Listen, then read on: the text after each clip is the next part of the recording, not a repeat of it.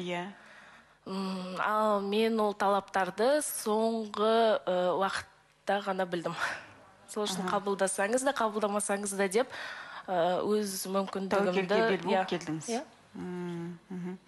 Яғни сіз бұрын соңды тұрмыста болғанмын. Иә, бір қызым бар.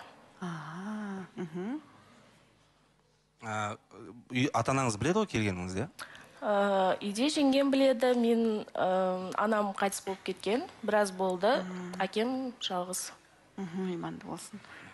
Кешірерсіз енді, бірақ сұрап алайын деген ғой деймін мен. Оқисыз иә қазір осы жақта? Иә, оқимын, соңғы курс бітіріп жатырмын, осы жылдың соңында бітіремін. Тұрмыс құруыма байланысты академический демалыс алдым.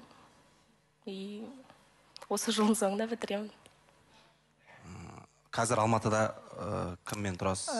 Алматыда өзім туысқан әпкем бар, сонымен квартирада тұрамын.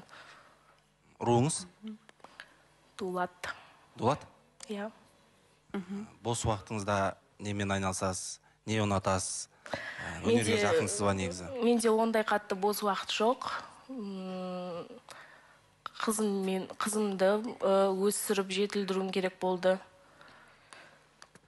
Білмеймін, тауға шығамын, қыдырамыз. Қызыңыз қайда? Бір ай уақыт болды, ауылға жеңгеме апарып қойдым.